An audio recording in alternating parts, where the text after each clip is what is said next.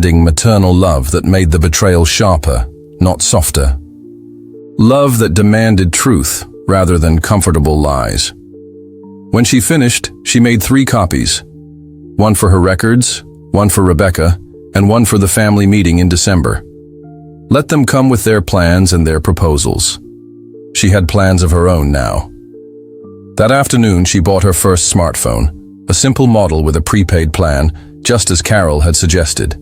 She learned to take photos, to send texts, to download apps. Small steps toward digital independence. She took a selfie, her first ever, and sent it to her new email address. In the photo, she was smiling, but it wasn't the careful smile of her mantelpiece photos. This was something different, something stronger. The trust reduction had been meant to remind her of her dependence. Instead, it had awakened her to the possibility of independence. Not the kind her children had pursued, chasing success across the country, but something more fundamental. The independence of saying, enough. December approached with its threat of family confrontation, but Mary felt strangely calm. She had allies now. Mrs. Patterson, Rebecca, Carol, the community she'd found at the senior center. Not replacements for family, but witnesses. People who saw her as she was, not as someone to be managed. The gap in her window still whistled, but she'd learned to hear it differently. Not as a symbol of neglect, but as a reminder that even broken things could let in light and air. That gaps could be passages, not just problems. She added one final sentence to her statement.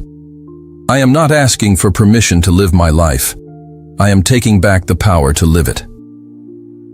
The family meeting was scheduled for December 15th at the trust company's downtown Minneapolis office.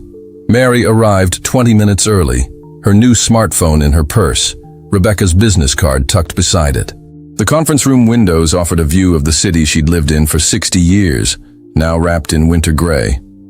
Michael arrived first, his surgeon's precision evident in his pressed suit and perfectly knotted tie.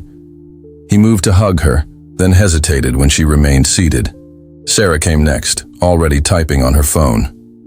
David was last, his real estate developer's confidence filling the room.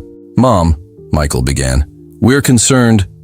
I know about the investments in David's company, Mary interrupted, her voice steady. I know about the unauthorized management fees. I know about everything. The silence that followed was absolute. Sarah's fingers froze over her phone. David's confident smile flickered. Those were approved investments.